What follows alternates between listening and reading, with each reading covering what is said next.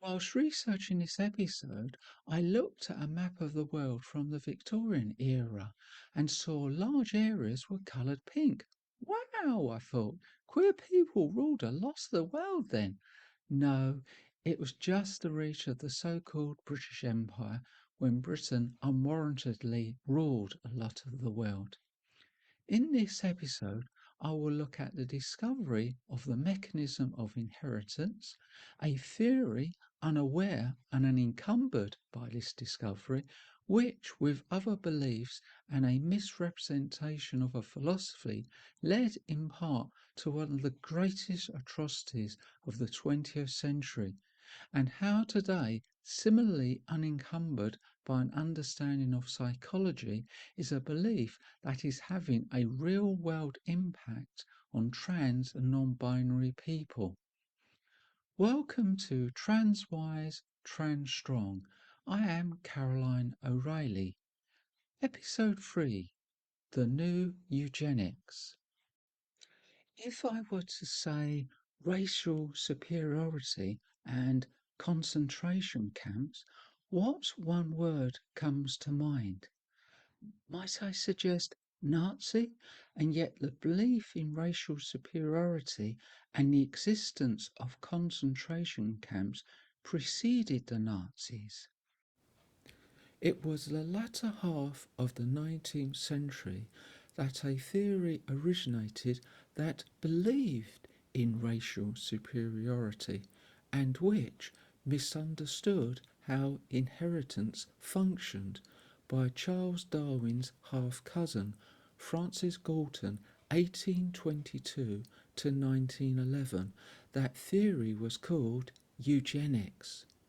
The use of concentration camps was also employed towards the end of the 19th century, not by Germany, but by Spain, the United States, and Britain. But who was the discoverer of the principles of inheritance? For that answer, we need to look again to the 19th century and an Augustinian friar, Gregor Johann Mendel, 1822 to 1884, who laid the foundation for our modern understanding of genetic inheritance. Mendel's understanding of inheritance was as a result of experiments conducted with tens of thousands of pea plants by first cultivating by self-fertilization pure strains of pea plants. The modern terminology for such a plant is homozygous. Mendel created 7 strains with distinct characteristics such as height, tall and short, flower colour, violet and white, pea colour, yellow and green, etc., over a period of about 8 years, and as a result of his research he formulated 3 principles. Mendel published his research in 1866 in a paper titled Experiments on Plant Hybrids in the journal Proceedings of the Natural History Society of Bonn, which was unfortunately ignored by the majority of the scientific community, unlike another work that preceded it by 7 years in 1859, Charles Darwin's On the Origin of Species. Mendel's eventual understanding of inheritance was at odds with the accepted orthodoxy of biology, which believed that inheritance results in the offspring having a blend of characteristics from both parents. It was believed that if a plant with red flowers was crossed with one with white, the resulting plants from this cross-fertilization would have pink flowers, but Mendel found this was not the case. Let's examine one of Mendel's early experiments that involved flower colour. He crossed pure strains of violet flowered with pure strains of white flowered pea plants and found the resulting first generation of hybrid plants, the modern term is heterozygous, had the same flower colour as one of the parent plants, violet. He referred to this dominance of one of the parent plant's flower colour as a dominant trait. Mendel deduced his first principles from this result, which is the principle of uniformity, which states that a cross between parent plants that differ only by one trait will result in offspring that appear to be identical to one of the parent plants. Observing this result caused Mendel to wonder, was the trait for white flower colour still concealed within these hybrids? As a test for this idea, Mendel crossed his first generation of plants with each other and found, with a sufficiently large enough sample size, that the second generation resulted in only 75% with violet flowers, the remaining 25% being white flowered, a ratio of 3:1. These findings implied that even though all the first generation of plants could not be distinguished from one of the dominant parent plants, they still possessed the potential to look like the recessive parent plant. From these findings, Mendel proposed his second principle, the principle of segregation, which states that during meiosis, particles, which we now call alleles, that determine traits, separate into gametes, and equal numbers of ova and pollen contain each allele. An allele is a variation of a gene. Genes and DNA, of course, were unknown to Mendel. Meiosis is the process of sexual reproduction, and a gamete is a sex cell. So for animals, there would be eggs and sperm, and for plants, ova and pollen. But why 3-in-1? The hybrid first generation would have inherited a dominant allele and a recessive allele, which means there can be 4 permutations of alleles. 2 dominant alleles, or 1 dominant and 1 recessive, or 1 recessive and 1 dominant. All 3 of these permutations would have at least 1 dominant allele, and therefore all the flowers would be violet. The last permutation would have 2 recessive alleles, resulting in white flowers, hence the ratio 3:1. Mendel wondered, would the ratio of 3:1 in favour of a dominant trait still hold true if a plant had 2 traits? And to test this hypothesis, he cultivated pure strains that differed by 2 traits. Mendel predicted that, based on the concept of segregation, the 4 traits would separate into different gametes, and from his earlier experiments he further predicted that the inheritance of one trait would not affect the inheritance of a different trait. To test this hypothesis of trait independence, Mendel cultivated pure strains with different seed shape and seed colour. One strain had wrinkled and yellow seeds, and the other had round and green seeds, and from his previous experiments he knew that round seeds and yellow coloured seeds were the dominant traits. Mendel expected that all the first generation of plants would have round yellow seeds, and that is exactly what he found. Then he cross-fertilized this first generation with each other and totaled the respective 4 traits of the second generation of plants, and found that round seeds outnumbered wrinkled by a fraction just over 3:1, and yellow-coloured seeds outnumbered by a fraction just below 3:1. so the ratio of 3-1 still held true.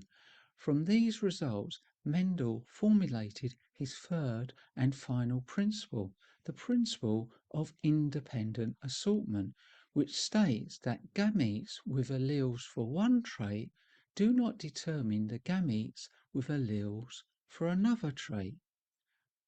I'd like to acknowledge an article from Nature, Gregor Mendel and the Principle of Inheritance, and another article from BBC Bitesize, Genetic Inheritance, in preparing this section.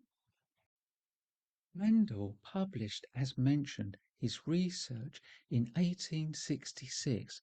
Unfortunately, his genius was not recognized in his lifetime, and therefore it is extremely unlikely that Francis Galton had any knowledge of the true nature of inheritance. Francis Galton, a year before Mendel's publication, had written an article where he proposed his theory that intellect, artistic ability, and physical prowess could be inherited, and further expanded his theory in a paper in 1869, Hereditary Genius, an inquiry into its laws and consequences. Galton also considered the notion that criminality could be determined by facial features, so-called criminal features. This was also theorized by Cesare Lombroso, 1835 to 1909. Lombroso proposed that criminals have distinct features that he called atavistic, in other words, primitive, and that there is a distinct class of people prone to criminality, which implies such behavior is inherited, and published his theory in a work titled The Criminal Man. This repellent racist theory has been totally repudiated, and what Lombroso proposed in The Criminal Man was nothing but pseudoscience. Back to Galton. It was not until 1883 that he gave his theory a name, when he coined the word eugenics from two Greek words, and it appeared in a publication titled Inquiries into Human Faculties and Its Development. Galton was no doubt influenced by Darwin's work on the origin of species in his belief of heritability, that so-called desired characteristics could be achieved by selective breeding, in his words, to improve the human race, although all those considered for this selective breeding were white, well educated, and of athletic prowess. Funny that. The fact that Francis Galton was knighted and Charles Darwin wasn't perhaps suggests how their respective ideas were thought of, and by extension that Galton's racist theory was widely accepted. Others who had adherence to eugenics were John Maynard Keynes, economist, Major Leonard Darwin, son of Charles Darwin, and George Bernard Shaw. Others were economists William Beveridge, Liberal politician, Winston Churchill, Liberal then Conservative politician, and Ramsay MacDonald, Labour politician. In Germany, there was a eugenicist, Alfred Ploetz, who coined the phrase racial hygiene in his work Racial Hygiene Basics, which was embraced in 1930s Germany. Somewhat later in the United States, eugenics was championed by Charles Benedict Davenport, 1866 to 1944, with his definition of eugenics as the science of the improvement of the human race by better breeding. This belief in eugenics continued into the 20th century, with in Britain the creation of two organisations, the Francis Galton Laboratory for National Eugenics and the Eugenics Society. Dalton, Ploet's and Davenport's beliefs were incorrect in what can actually be inherited. Eugenics was also nothing but pseudoscience. There is one last example of pseudoscience I'd like to mention, and that is phrenology, which was based on 37 so-called faculties of the skull that were deemed to provide insight into a person's character. Phrenology was developed by the Austrian physiologist Franz Joseph Gall and popularized by the German physician Johann Caspar Sperheim, who developed it into a theory of racial categorization. For the moment, I just can't think who would have been interested in this development. There is one other person I'd like to mention whose writings were misrepresented in the early 1930s, and a word. The person is Friedrich Nietzsche, and the word is Übermensch. That word of Nietzsche's, 1844 to 1900, Übermensch, is often translated as Superman, and we're not talking about the leap of tall buildings in a single bound. Übermensch was a goal for humanity proposed by the character of Zarathustra in Nietzsche's Also sprach Zarathustra, in English, Thus spoke Zarathustra, which explores Nietzsche's philosophical concepts, and a distorted understanding of Nietzsche would later find favour with a failed painter of buildings and landscapes. It was following Nietzsche's death that his sister, Elizabeth Foster Nietzsche, became the curator of his works as the Nietzsche Archive, and it is how she presented his writings, now considered a distortion of Nietzsche's philosophy, and the financial support from the German government, whose Chancellor, later Führer, one Adolf Hitler, led to her association with the National Socialists, aka Nazis. The Nazis' belief in eugenics, phrenology, and other pseudoscientific beliefs, and a misrepresentation of Nietzsche's philosophy, culminated in concentration camps for mass murder. But the Nazis did not invent the concentration camp. There were 3 preceding occasions when people were corralled together, resulting in large-scale death. The first was on the island of Cuba, which was fighting for its independence from Spain, when the new Governor-General of the island, Valeriano Weyler, nicknamed the Butcher, who in 1896 corralled non-combatants in appalling living conditions and with little food, which resulted in excess of 100,000 deaths. Then there was the aftermath of the Spanish-American War of 1898, when the United States acquired Spain's long-standing colony of the Philippines, and again there was a fight for independence that led again to the establishment of concentration camps, with the result over a 4-year period of war of at least 200,000 deaths. The last example occurred during the Second Boer War, now referred to as the South African War, 1899 to 1902, where the Boers, which is a Dutch Afrikaans word for farmer, were lured by British promises of peace and protection into camps. But due to the poor quality of the food, unhygienic conditions, and inadequate medical arrangements, some 28,000 Boer women and children and at least 20,000 black South Africans died.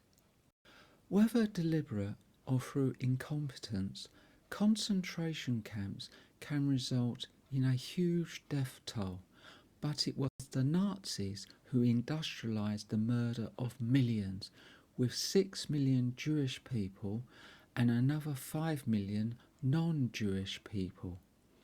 But who were the 5 million that were also exterminated? They were Roma and Sinti people, so-called asocials who were beggars, alcoholics, drug addicts, prostitutes and pacifists, black people, mentally and physically disabled people, Freemasons, lesbian, gay and trans people, Jehovah's Witnesses, Polish and Slavic people and POWs, communists, trade unionists and social democrats. So why the new eugenics? There is a quote by Hiram Johnson: "The first casualty when war comes is truth, and in this respect, for the so-called culture wars, this has never been more true."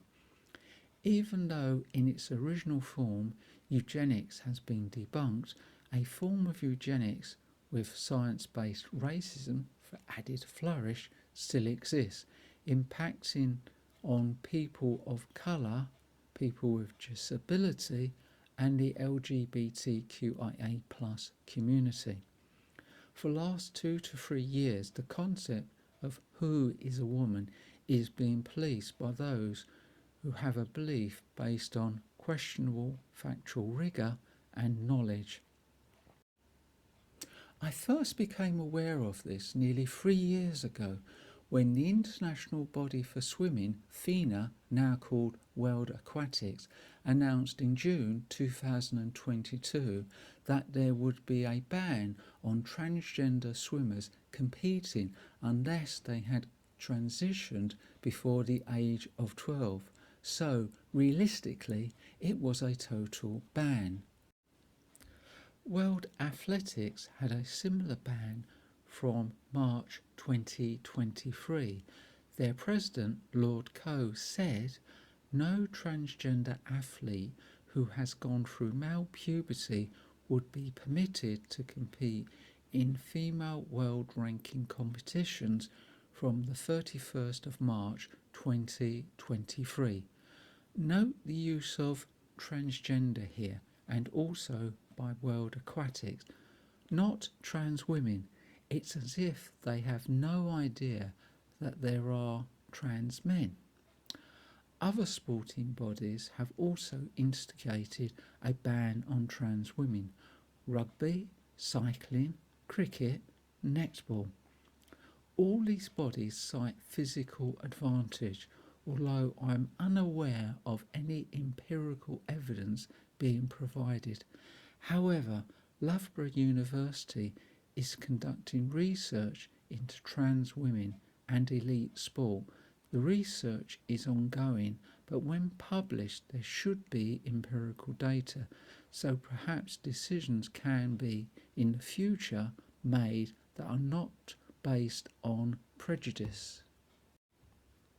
Trans and non-binary people are also being targeted outside of sport, specifically by President Donald Trump's various executive orders, which included on his first day in office that the United States will only recognise two sexes, male and female.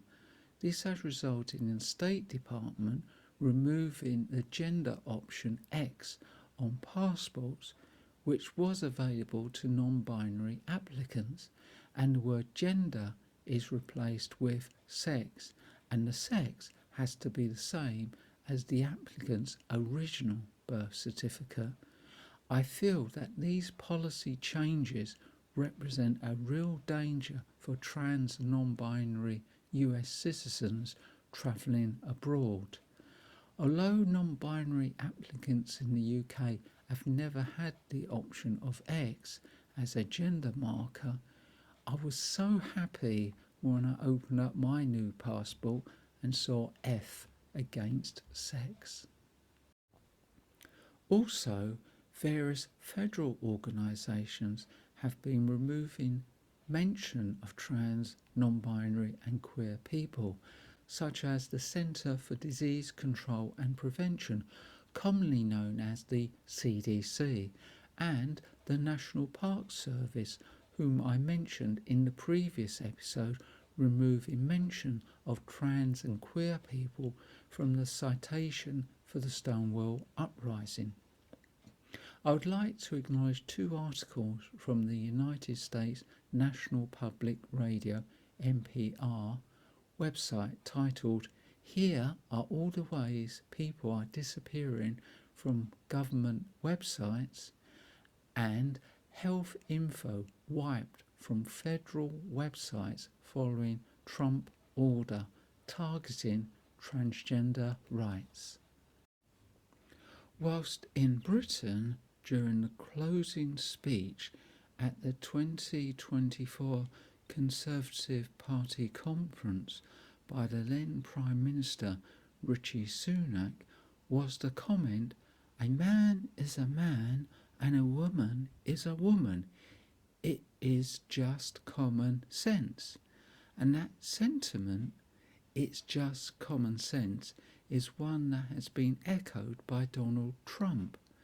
I'm pretty sure if I'd used "it's just common sense" as a conclusion to a paper submitted whilst at university, I would have received short shrift.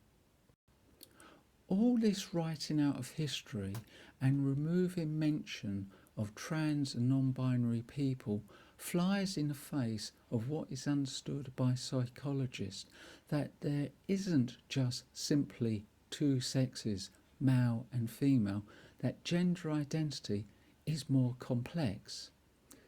I feel this targeting is not just appealing to the prejudices of various groups, but could also be as a distraction from a country's woes, and I find this chilling. I would like to end by reading an English translation by the British charity the Holocaust Memorial Day Trust of "First They Came" by Pastor Martin Niemöller. First they came for the communists, and I did not speak out because I was not a communist. Then they came for the socialist, and I did not speak out because I was not a socialist. Then they came for the trade unionist, and I did not speak out because I was not a trade unionist. Then they came for the Jews, and I did not speak out because I was not a Jew. Then they came for me, and there was no one left to speak out for me. This episode was written and presented by me, Caroline O'Reilly. Thank you for listening. Next time, in 3 weeks, there's a woman on the stage.